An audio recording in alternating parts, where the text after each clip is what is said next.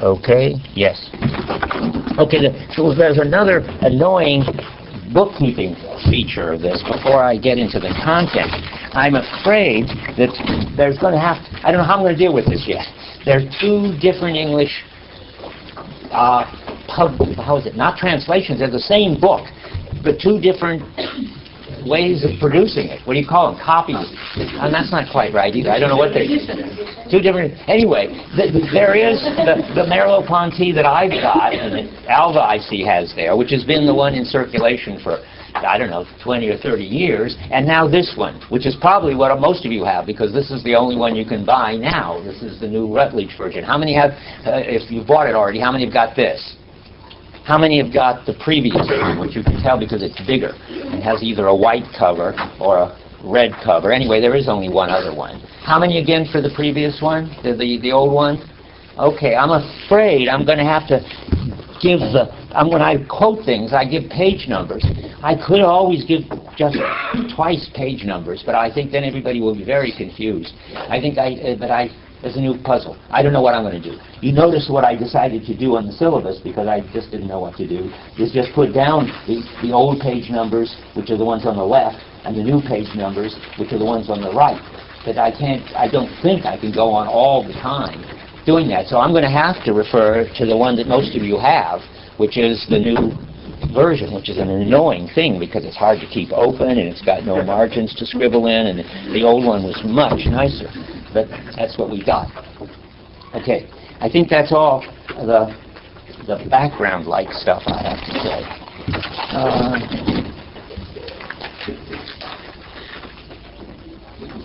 Anybody got any questions about it? Wait, let me see, what have I got here?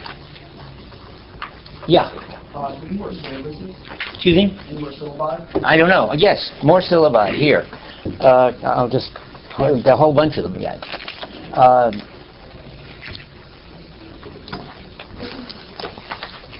Now I'm looking for something that I'm wondering what I do with it. I've got that.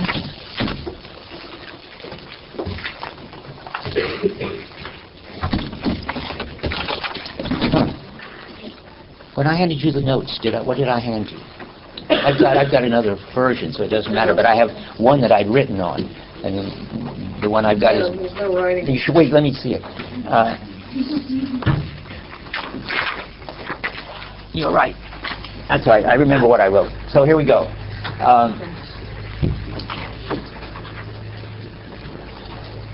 So just to tell you something, which I've already begun to tell you, of the relevance of this with other things you've had.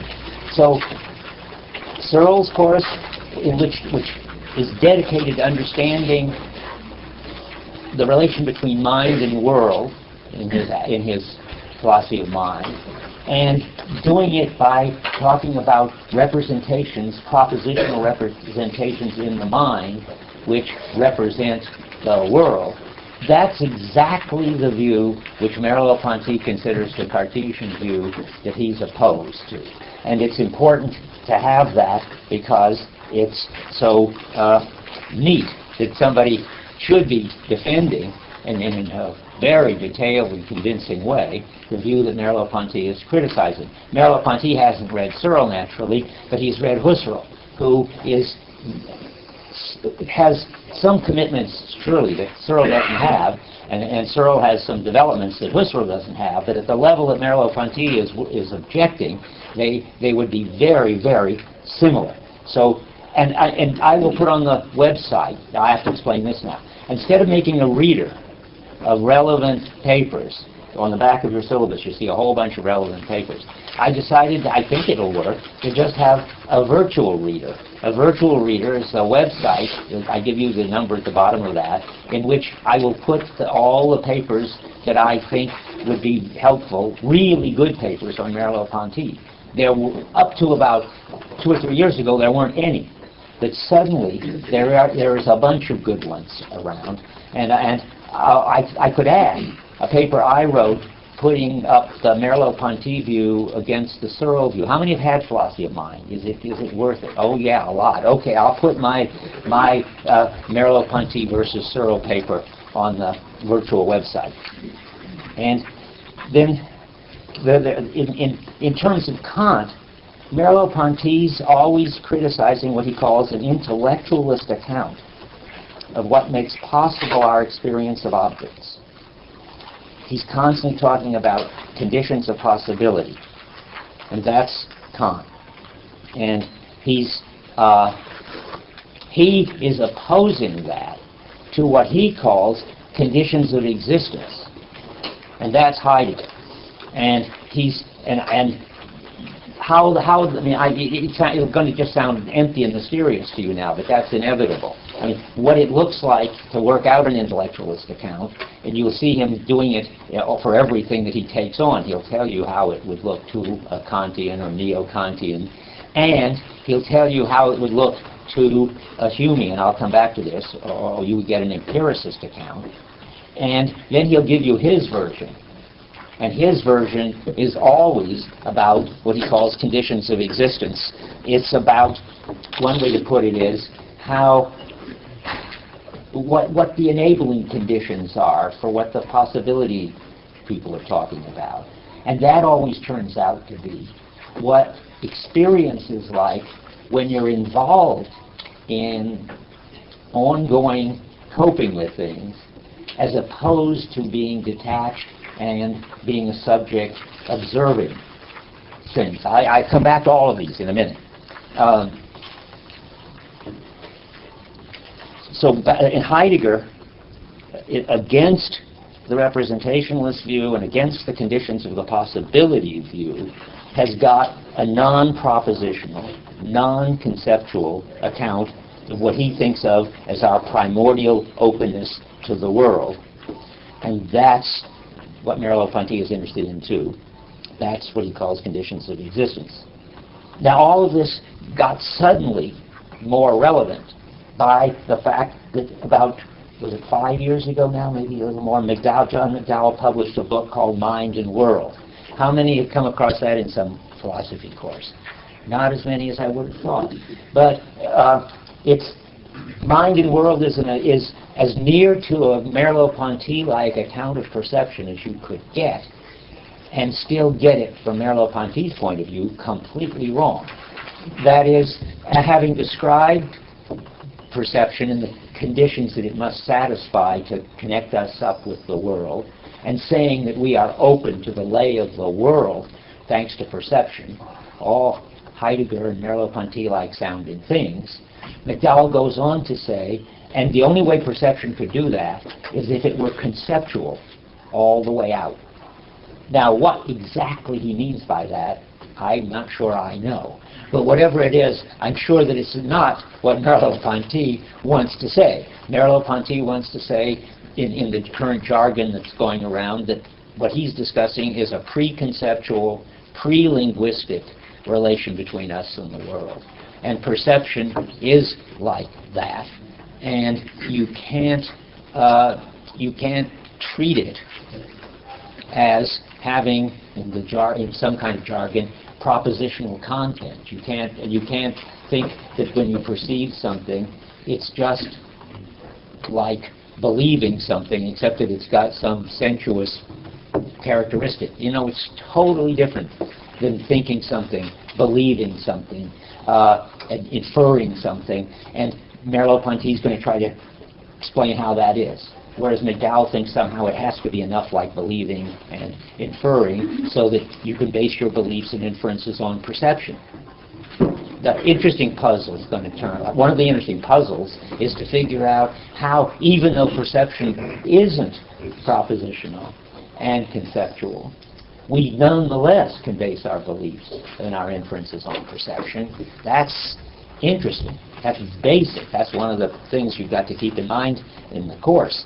It's not altogether clear that it isn't as if Merleau-Ponty's got this one figured out very well. He knows that perception isn't like conception, like thinking.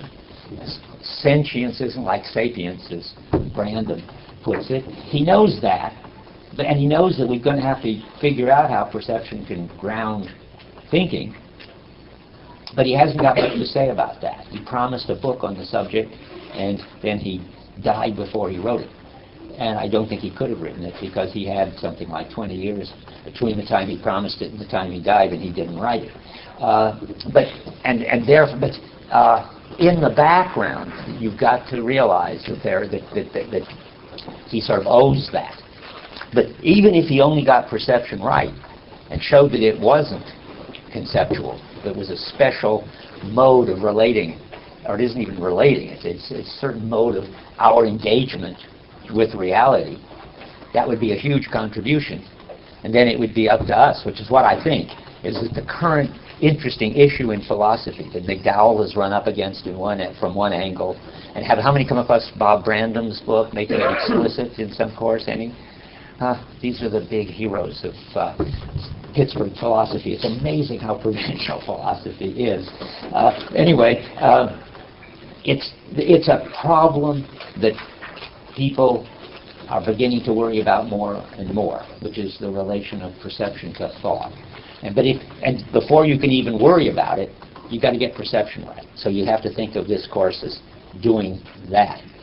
Now, it's interesting that this is just a kind of gossip aside of an intellectual history that I find it fascinating. It's quite interesting that analytic philosophers have come up against this question of whether perception is conceptual or not. And they come up with it because a philosopher at Oxford, Gareth Evans, was very interested in this issue. And Gareth Evans is interested in this issue partly because Charles Taylor was one of his teachers, who was very, very interested in this issue because Charles Taylor's a Merleau-Pontian through and through in analytic philosophical disguise. And so that the idea that analytic philosophers are coming around now to have a question that Merleau-Ponty had on his mind in 1945 is not an accident. It just took sort of a long time to germinate in Oxford and in our tradition.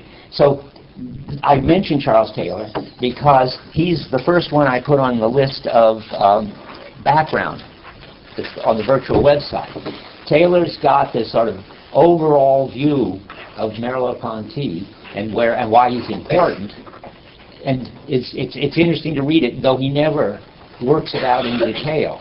He is sort of, and he would be the first to say so. Well, he said to me once that he was about to give up philosophy at Oxford.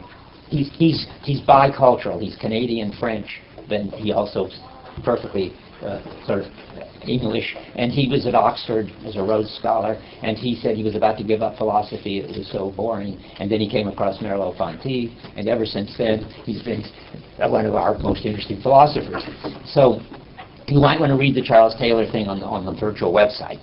And now, and the person, well, I say one more thing, and another person you've never heard of, Samuel Totus, who's written a book called Body and World, is the one who's gone furthest of sort of taking up the Merleau-Ponty line and going further with it. He wrote this book in '64, and it's just as his PhD thesis, but right now it's becoming very relevant.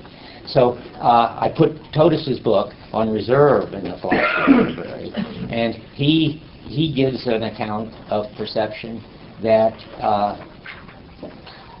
well, when you read Merleau-Ponty, you'll see that though Merleau-Ponty is all about the role of the body in perception, you never could find out by reading Merleau-Ponty what in the world having a body is like.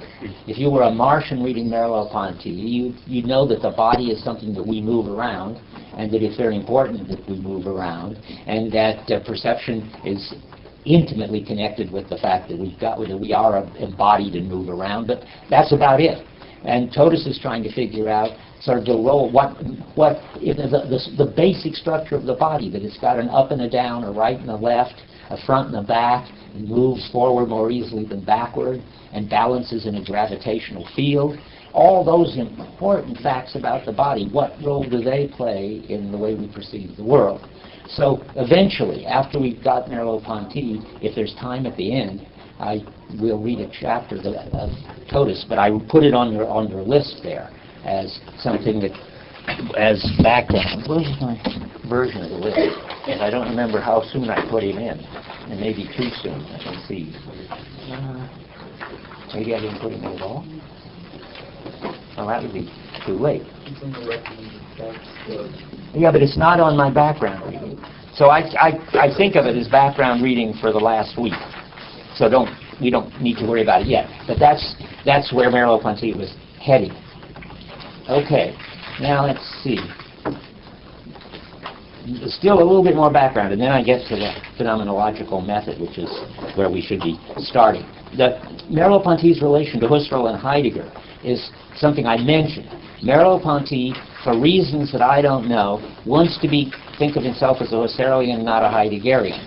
And he's going through contortions and distortions in the preface to the Phenomenology of Perception, trying to say that really he's the heir to what he calls the third period of Husserl, where Husserl became an existentialist. Well, that's wrong. It's nonsense. Husserl never became existential. And Merleau-Ponty was basing this all on unpublished manuscripts which he had read, which now that they're published, nobody can find some of the crucial sentences that Merleau-Ponty was basing this on. So don't read the preface is the moral of this. Start where my assignments start, with the on page, with the book itself. Is it called preface? It is, isn't it? The thing it's called preface, right? That was obviously written later. That was obviously written. I think what's really happened, but this is again just intellectual gossip. I think that in 1945 it was not politic to be a Heideggerian, when Heidegger had turned out to be a Nazi, and the French had just been liberated, whereas Husserl, a good Jewish philosopher, was a great patron to be the descendant of. So I think he was just sort of covering up his Heidegger tracks and pulling out the Husserl resonances to get his book to be acceptable. In any case, I don't think you need to read it. And but because he really agrees with Heidegger, not with Husserl. Husserl has propositional representations, and that's what he doesn't agree with. We got to go back to our experience of the world that is non-representational, non-propositional, pre-conceptual, pre-predicative, he says sometimes, pre-linguistic, and he's got to go to Heidegger for that.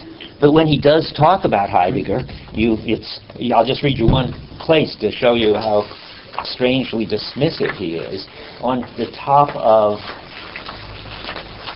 where is it that he does this? Roman numeral 7. What? 6? That's very interesting. I must be cracking up. Is it true that there's no Roman numeral 7, that it goes from 6? Oh, 7 is here, I see. And 8 is there. Okay, 7 just doesn't have a number on it.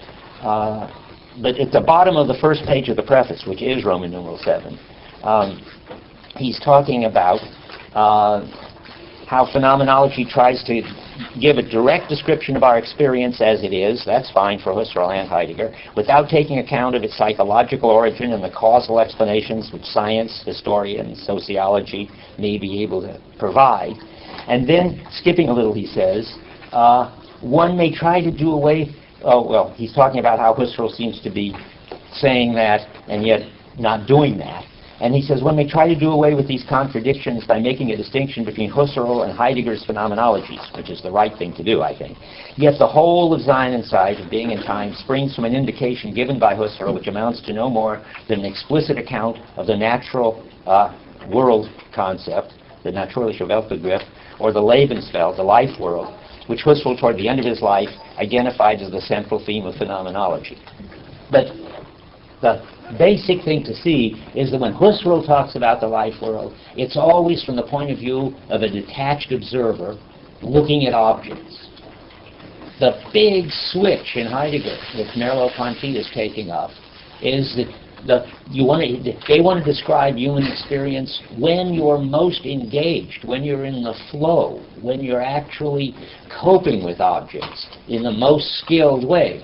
It isn't even enough just to sort of observe an object while walking around it, which is the nearest Husserl ever got to an engaged attitude is to describe what it's like to walk around a cube that he had on his desk. No, you've got to actually, in Heidegger, be hammering.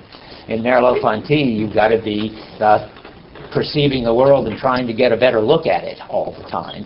And that's the switch over from Husserl to Heidegger, which he knows he's got, but which he isn't going to tell you about.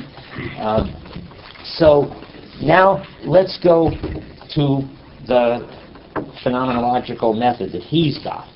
Husserl's phenomenological method is detached reflection on your experience while you're observing something. Now, Merleau-Ponty's is to describe the world while you cope with it. I can't find him saying exactly that, but I'll give you a few references. By the way, what I'm doing is telling you things from the preface that I think are important, but because I don't think you should read it, it'll just confuse you.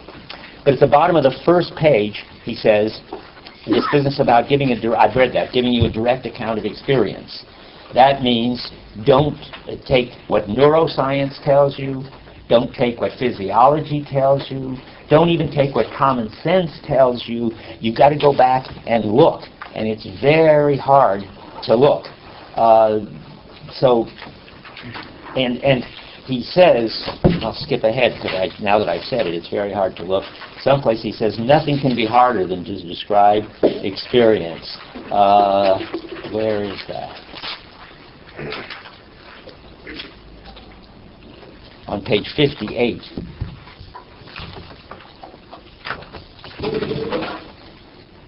Oh, it must be 58 of this one. Let's see if it is. Then I have to tell you where it is in that one. Yeah, oh dear, I had it in this one. That's what's funny. And now, why don't I have it here? I just didn't type it in. I don't think it's a good idea for me to spend time looking for it right now. I'll just read it to you. Nothing is more difficult than to know precisely what we see. There is a natural intuition. There is in natural intuition, that is just seeing things, a sort of crypto-mechanism which we have to break in order to reach phenomenal being. Or again, a dialectic whereby perception hides itself from itself. But although it is of the essence of consciousness to forget its own phenomena, thus enabling things to be constituted, this forgetfulness is not mere absence.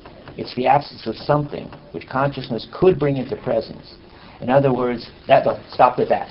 So those of you who've had the Heidegger will recognize this claim, which is that phenomenology deals with something which, in Heidegger language, withdraws or remains hidden, so that you can have experience of objects.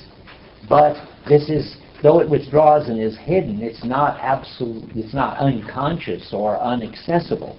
It's just hard to get at, and the job of phenomenology is to get it. Merleau-Ponty has, well, Heidegger's main way of getting it is breakdown. So when equipment like hammer ceases to function well, you become aware of the world and a lot of the background that's involved in being able to use equipment. Never mind that for those who haven't had Heidegger. Merleau-Ponty's got an entirely different angle. What he's got is the same structure, that there is something crucial in our experience which has to be hidden and withdrawn for us to see things, but which under certain conditions we can notice and pay attention to anyway. The example I use when I teach Heidegger comes from Merleau-Ponty. When Merleau-Ponty, I listened to Merleau-Ponty's lectures at the Collège de France once a long time ago. And one of the interesting things he said was, and talked about, was the way the illumination in the room has to become invisible. You don't notice its color, its brightness, or if you didn't have any lights, particular lights, you could just have general illumination. The illumination is what you don't see, and in order for you to see the objects. If the room was full of dust, it's so that it was as if you could see the illumination, you couldn't see the objects. So the way perception works, a lot of what makes it possible to see objects has to be done, so to speak, outside of your main focus. And that's what he wants to talk about. Now, how do you talk about that?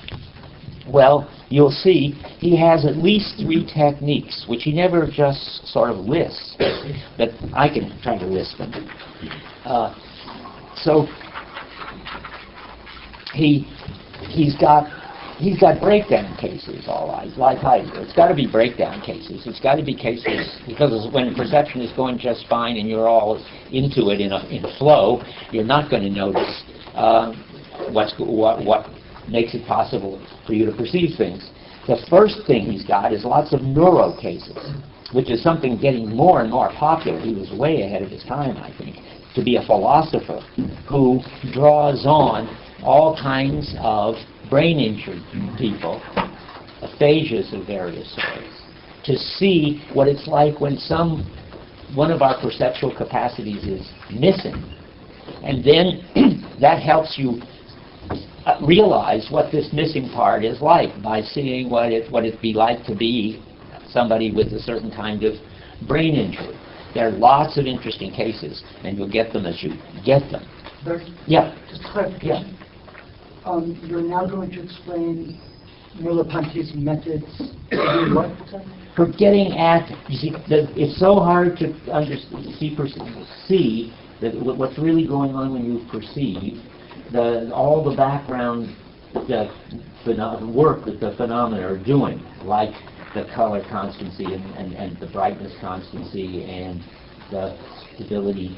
Let's put it this way. Seeing a stable figure here, me in the lectern, fixed, determinate, with properties and so forth, that's an amazing achievement. Of course, it's a big achievement on the level of what the brain is doing, but that's not our business. We can't deal with that. We're not neuroscientists. But it's an amazing achievement on the level of phenomenology. You can actually get at it in various ways. So it's what is with how is it on 58? Nothing more difficult than to know what we see. Yeah, but then that turns out to mean not just the objects we see, but our experience of seeing them is one way to put it. We've talked about that. So, because perception hides itself, that is, we see the objects, but I see why you're asking this, but he wants to say, yes, but the consciousness forgets its own phenomena, enabling things to be constituted. And that means that there's something going on that enables us to see objects. And we're conscious of that too, but only marginally. That's what confused me was you started talking about what makes it, an investigation into what makes it possible for you to see things. But of course, that's entirely separate from an investigation of what you saw all along. You don't see your neural states, right? No, right. Although they make it possible. Right. So okay, I guess that's where one should say, not scientifically possible, not even logically possible, but this story about conditions of existence. What experiences of objects makes it possible to see? What experiences make it possible for us to see stable objects, which, when we're looking at stable objects, we're not paying attention to those experiences. It helps to go right on from that, because you're not going to find that out directly by looking at these neuro cases, although you will learn something by seeing what specific lacks that people can have. But the one where you can see it directly, he thinks, is to see what artists do, and particularly Cézanne. He thinks that Cézanne was actually, I guess, the great phenomenologist of perception. That Cézanne was able to paint a painting that slowed down and brought in all the factors that contribute to seeing an object. So that when you saw his painting, it wasn't like seeing a finished object made in the days of perspective and so forth. It was as if an object was coming into being as you looked at the painting. You'll never see Cézanne again once you've read this article. I think it certainly changed. Now I could spend hours in front of Cézanne, and I've got one in my office. But Merleau-Ponty is trying to get what Cézanne saw And now that's something to read soon.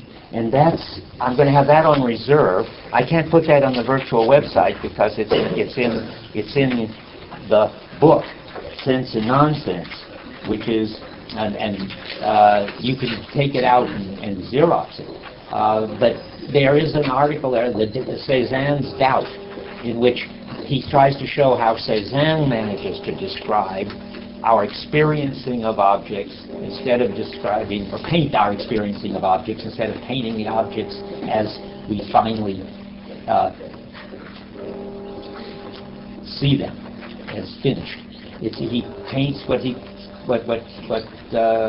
Merleau Ponty thinks is our objects coming into the kind of determinateness and stability that they have in our everyday, what we see in our everyday seeing. He paints he doesn't paint the object and its properties, he paints our experience of the object, or at least that's what he's trying to do. Okay, that's the second thing, and you might want to look at Cézanne piece pretty soon because it's so good. And finally, and this is something he never kind of thematizes, but he's got a genius for slowing down our everyday perception so that he finds cases where it isn't exactly breakdown. It's just that something is happening that makes perception difficult, so that you can see your perception at work trying to get a grip on the objects. I'll give you two examples, which you'll come across later in the book. He wants to tell you that we're constantly trying to get what he calls a maximal grip on objects, where we will get the most clarity and the most detail and the most shape and so forth.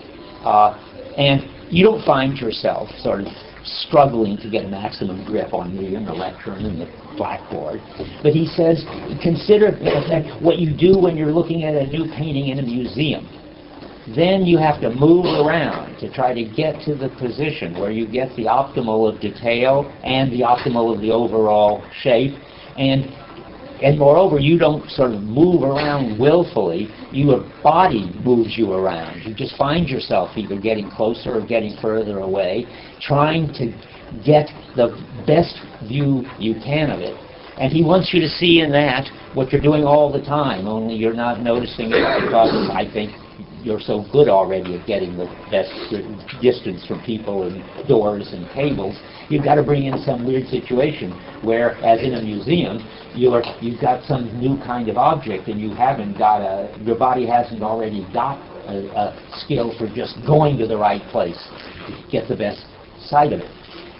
Okay, here's another one. These will be more, relevant to you when they come up in the context, but I want you to just see that keep your eye open for these wonderful moves.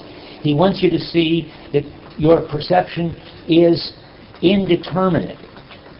And that means something like confused, ambiguous, unstable, and then you have to sort of find the right attitude or the right body set to get the clarity in it. And his example is, you're walking along in, I think it's probably Stockholm, where, he doesn't say, but you're walking along someplace where the boats and the trees are all sort of mixed together. And you come across something and it doesn't look right to you, you can't quite figure out what it is, and you're looking at it, and it's sort of unstable, and then it clicks into place, and you see that it's what you thought was a mishmash is a combination of some trees and some mass of boats. And that gets stabilized in that. But you're supposed to be able to experience this unstable thing and this ability that we have to finally get a grip on it, well, by seeing a case in which it's bizarre enough so that our normal getting a grip on it gets slowed down and we can see it. That's the kind of example that he's going to use to get you to see the kind of perceptual activity we've got. I'll give you one more. He wants to convince you that what you see is not what is projected on your retina. And he has neat ways of doing that. He says, well, in a movie, where the movie camera just actually is like the retina. That is, on the film, you're going to get whatever it is that the optics puts there. An approaching train seems to get bigger and bigger at a great rate, and that's because the camera hasn't got the ability to give the approaching train size constancy.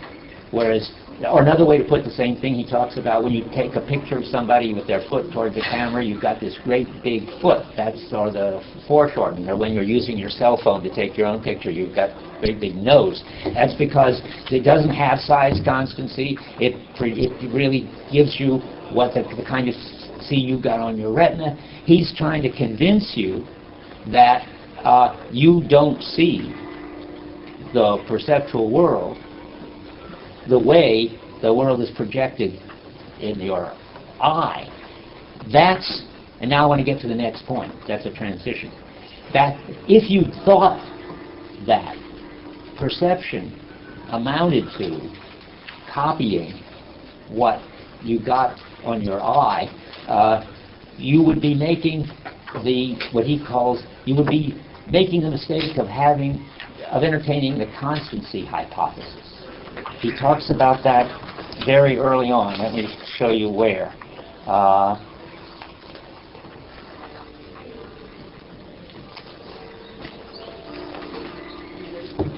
On page 7 of the old one, but let's go to the new one, page 8. I'm telling you this partly to avoid you getting into a confusion, which you're bound to if you... On the middle of page 8, he says, physiology of perception begins by recognizing an anatomical path leading from a received through a definite transmitter to a recording station, equally specialized. The objective world being given, it is assumed that it passes on to the sense organs messages which must be registered and deciphered in such a way as to reproduce in us the original text. Hence, we have in principle a point-by-point correspondence and constant connection between the stimulus and the elementary perception. But this constancy hypothesis conflicts with the data of consciousness. See, the constancy hypothesis says that there ought to be a constant relation between what's on your retina and what you see. That would mean like the train getting bigger and bigger as it came toward you. Or like there are lots of other cases, but that's enough. The constancy hypothesis thinks that that's what you see, and then somehow the visual system has to interpret that as the object remaining the same size. Has to do something with this constancy datum that you're getting from your sense organs to fill it in or fix it so that it looks a stable size. Just a second. And so the constancy hypothesis is a wrong view that leads you to think that somehow the job of the visual system and the job of perception is to compensate somehow for our direct experience of what is hitting our sense organs. And he thinks that's wrong. He's very influenced by Gestalt psychology. He thinks that we directly experience objects having constant size, even though the light is changing in color somewhat, with constant color, and so forth. You'll hear lots about this in your reading for Thursday. There are perceptual constancies, and our experience we have them directly. We don't have to start with experience of what's on the retina and then somehow explain how it seems that things remain the same size, or how we manage to conclude that they remain the same size as they approach us, that they really look the same size as they approach us. Unless, of course, perception is broken down. If something gets really far, so close to us like this, then you don't know what size it is. Or, as I like to look from airplanes, you may have done this, you see that the houses and cars and everything look the size they look as you start to take off. And then all of a sudden, I've never been able to catch exactly where and how it happens, they look like little toy cars and little toy houses. You've broken out of the perceptual constant, the size constancy, thing. And then you're getting really what's registering on your retina, little tiny cars and little tiny houses. So, but now the thing I want you to notice is the constancy hypothesis is, he thinks, a mistake of assuming that we've got the experience of what our sense organs pick up. The constancy phenomenon is his name for what he thinks is right. That we see things as having constant color, shape, size, and so forth, even though we pick them up in all sorts of incomplete and distorted ways. I don't know, it took me years not to get confused about that.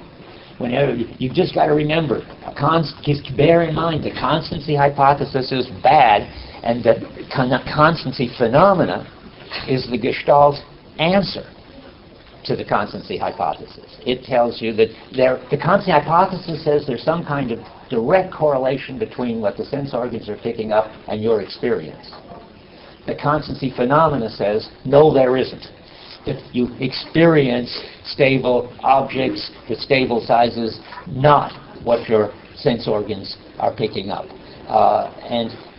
Okay, he wants to say something. Yeah. So, if we have the constancy, something that does follow the constancy hypothesis would be a camera? Yes, exactly. A camera has got the constancy hypothesis. Let me give you another example. He doesn't use this one, but he could. You think that, well, he does say, notice that when you've been outside in what looks like normal light, and you come into, or you look in through the window, let's think of a snowy evening, and you look in through the window, and the room inside looks all yellow and orange, and then when you get inside, then it looks like the room's got normal light, and outside it looks all bluish.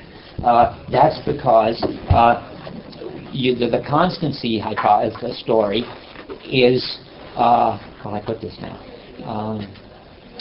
The room that you are in, you see as having a constant normal color, and but I made it more complicated for myself.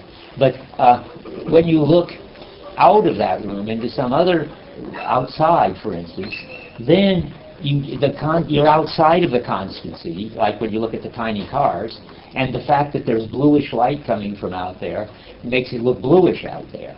So, so constancies can break down, but normally you don't even notice that the color of the light is changing. The constancy phenomena fixes it. And I forgot what I made it more complicated. My version is simpler. In the old days when you had Kodacolor film and Kodachrome film, it said on the box, don't take pictures within an hour of sunset. Look, and why? Because if you did, they all turned out to be all orangish. Because you didn't notice that the light had changed, because your color constancy fixed it. But the camera, again, I'm still talking to him, but you see the point. The camera hasn't got color constancy. I think by now sophisticated digital cameras do. I think you can take a picture within an hour of sunset and it still looks normal. But the old just plain film was being just like the retina with a lens in front of it, and it exactly had the constancy hypothesis was right about it. But when you turn that into a story about your experience, the constancy hypothesis is wrong, because within the limits of the perceptual constants, you don't experience what's happening in your eye. And that's what that distinction is trying to tell you. Yeah. Can you say something more about what you mean when you say we experience constancy phenomena directly? Because the idea that constancies can break down would seem to suggest that there's some kind of mediation happening at some level, but maybe it's just sort of subpersonal type level. So what does it mean saying it's direct? Could I just add good question. a question to that question? Yeah. What happens to Merleau-Ponty when the constancies break down? I think these are all the right, good questions. Let's take Alvis first, because I find that easier. It seems to me that what happens when the constancies break down is you experience the truth of the constancy hypothesis becomes true, your experience is directly correlated with the frequency of light and the size of the object as it is when you're ready. Is that because you're less engaged with the world in those situations? No, I don't think so. Although maybe I have to think about that. No, I don't think so. I don't think so. But let's just think it out. No, because when the sun gets low enough, you experience it orange. I mean, even your constancy hypothesis story breaks down, and you get say often at least. Say half an hour before sunset, everything starts looking orangey. And that's not because you're less engaged. I see why you might think so from the airplane. It looks like when you're not on the ground anymore dealing with these objects, but you're way up there contemplating them, your constancy story breaks down. But I don't think that's right. Because if you're just on the top of a building and not engaged with the cars on the street, a normal-sized building, not the Empire State Building, they don't go wrong. It isn't a question of engaged-disengagement. Well, don't add me another one yet. I'm just going to add to what Okay, you're saying. okay. So I have a friend who's like a really good artist, and I've never been particularly artistic, right? Like, he can see like the exact color shading differences and gradients as they move along, you know, shadows and stuff like that. I can't see that. I think this is kind of like what we're talking about with like the whole phenomenon versus hypothesis. Like, he can see, like the camera sees all the different like actual light changes and color changes, whereas I'm just saying like what's the direct object of my perception. Now, he also Wait, yeah, you can do that. This is related to the Cezanne Doubt article. One thing you could do as an artist is see things as always breaking down the constants, as always from the point of view of the constancy hypothesis. For instance, when Monet paints the Rouen Cathedral, I don't know if you've seen this, at all hours of the day, from morning till night, and he paints it reddish, and he paints it whitish, and he paints it gray, and so forth. He's learned to see, like your artist friend, the color experience without constants. That's what the Impressionists were doing. But and you can do that. You get into a very, very special detached attitude, not just any old detached attitude, because I can be detached about this. You've got to be trained to do it, and then you can see it. You can see what your sensor, what your eyes are picking up. right. And I guess where I was going with this is that like I don't think either of us, like, he can see it by way of the constancy phenomenon as well. Like, that's how he deals with the world. But like, he can, you know, kind of change it over. That's right. Of course, he hasn't stuck it. So none of us, I think, are like less engaged or anything like that. But he just has this ability to be able to see like the camera scenes. Yes, that's right. And that's what the Impressionists were trying to do. And Cezanne said he didn't want to do that, that he wanted to paint objects the way they really look, but not... also, the Renaissance people tried to paint objects as they really look, but they painted them as completely determinate, perspectival, and finished. He wanted to explain how we experience objects in their coming to look that way. You'll see. But let me say something about Alva's question still. I think it's good, and I haven't answered it, which is, how does Merleau-Ponty think of this business of when the perceptual constant breaks down and you're left seeing, why does that happen?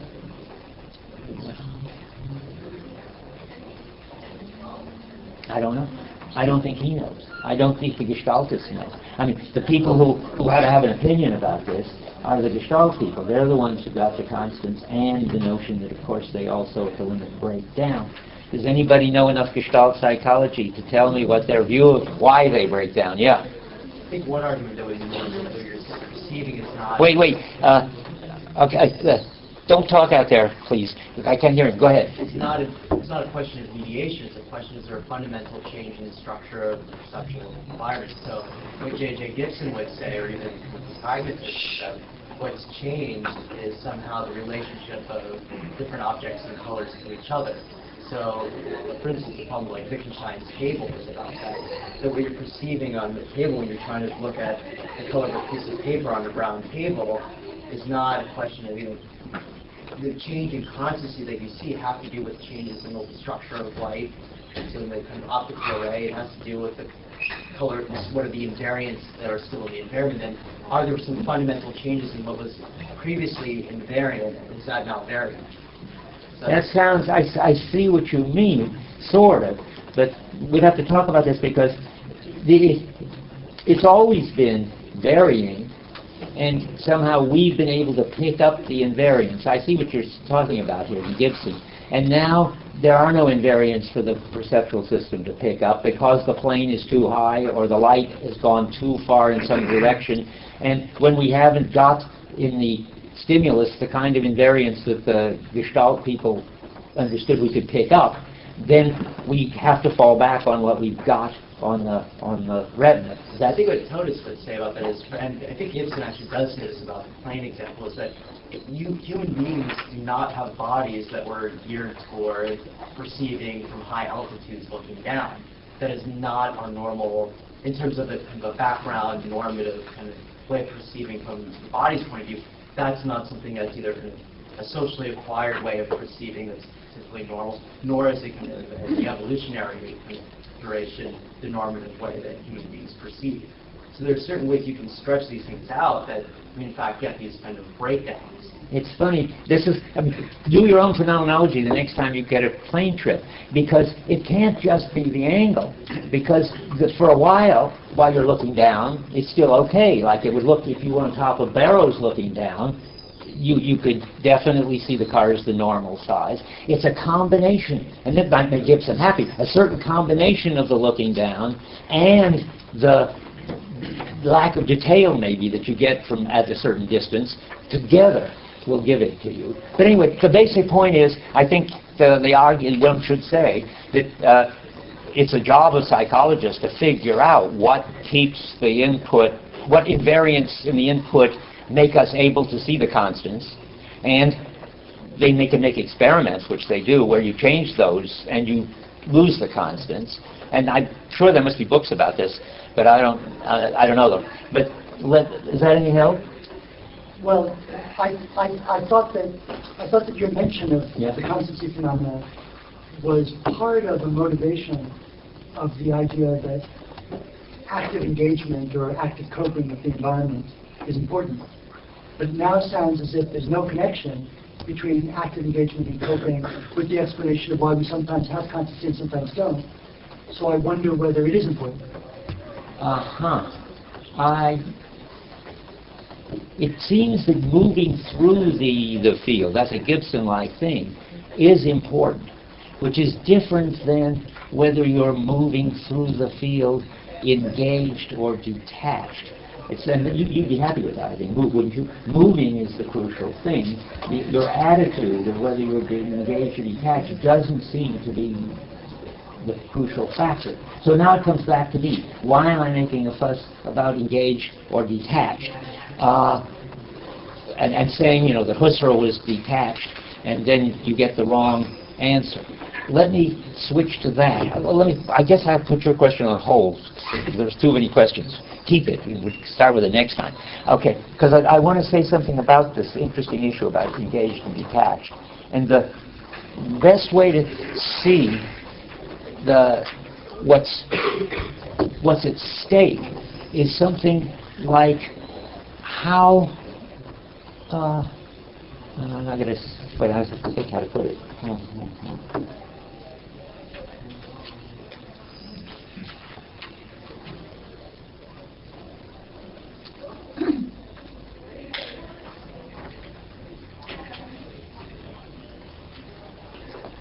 Well, I don't know where this is going to lead, but I'll have to start where I am and see where it leads.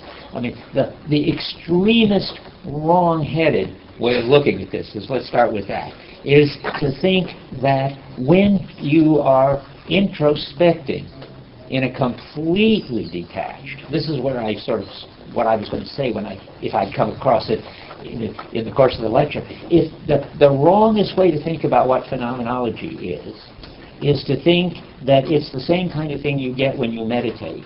Because then you are totally aware of your experience, and after all, that's what the phenomenologist ought to be, is aware of their experience, and you discover amazing things, that you don't have any stable self, there aren't any stable objects, and so forth.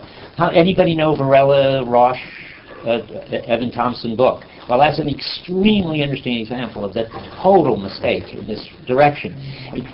Varela thinks that he's telling us what Merleau-Ponty should be doing. And the real important empirical investigation about what a self is and what objects are and so forth is arrived at through meditation. Well, that's completely wrong-headed. From a Merleau-Ponty point of view, that is, may tell you something interesting about what happens to your brain when you detach it and detune it from the world, but it certainly doesn't tell you what it's like to experience having a self and having objects and coping with them. Merleau-Ponty thinks, I think, that there are just two wrong ways of trying to find out about our most basic experience. One would be to be completely subjective and turn in meditation, and whatever you found there wouldn't be illuminating about your normal engagement with the world. The other would be, that's the subject side. The object side would be just to stare at things and describe them. That also, and that might be your impressionist story, that wouldn't tell you about your direct engagement with the world.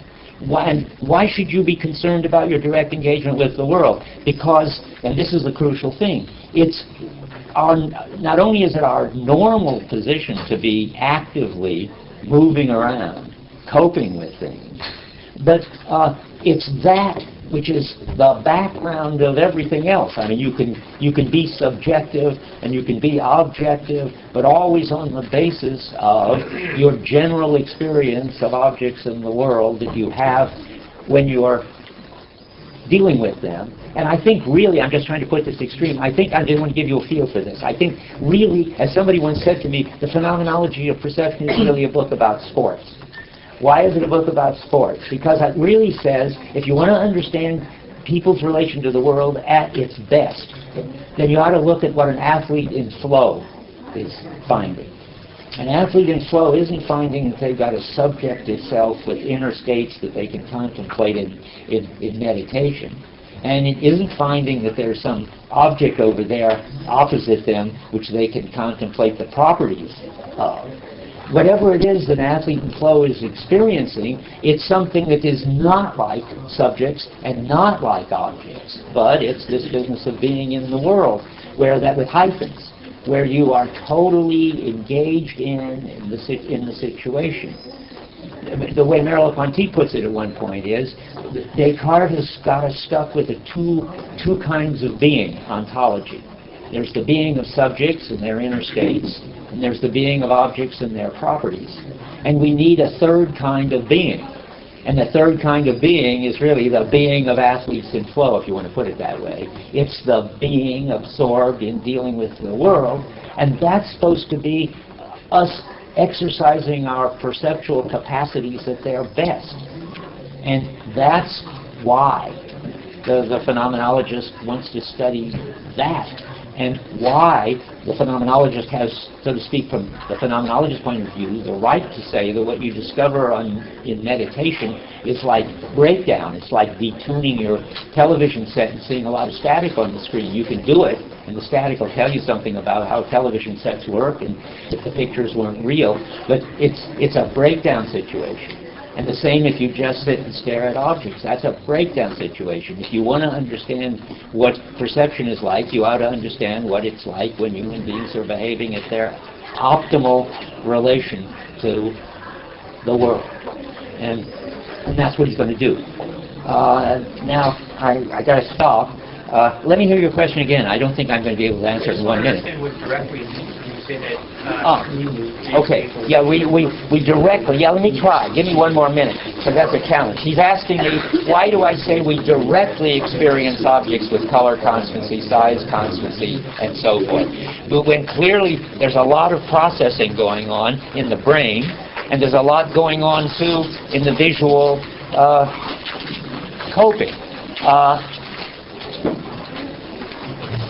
Directly is meant, and this is the first approximation, directly is meant to be the opposite of that there is some kind of processing that intervenes between the experience of what is on your retina and the experience you have of the world. I'm not sure I can do this. Let's see.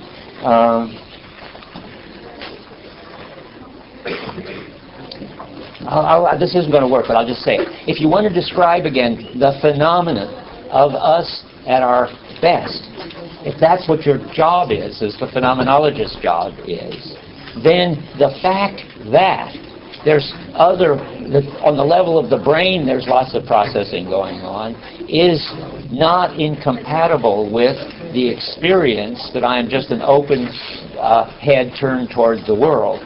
What you want to get rid of is some kind of notion of sense data or representation or anything like that, on the basis of which you have to do some mental work in order to get the experience of the world. There isn't any, of course the brain's doing lots of work, but there isn't any phenomena that on the basis of which you then produce this stable experience of the world. This is a good transition, because what you're going to read about now is the view of sensation and association, and how, if you don't get this direct story, what it is that people try to propose that mediates between what the constancy hypothesis says they've got in their experience and what the result is. And he's going to try to show, as my last attempt, all these mediating stories don't work. You've just got to leave it on the one level to the brain doing it however the brain does it, but on the phenomenological level, there's no story more basic than that you are opening your eyes and seeing directly stable objects with constant properties. That's more like a promise than an argument, but that's the best I can do. Okay.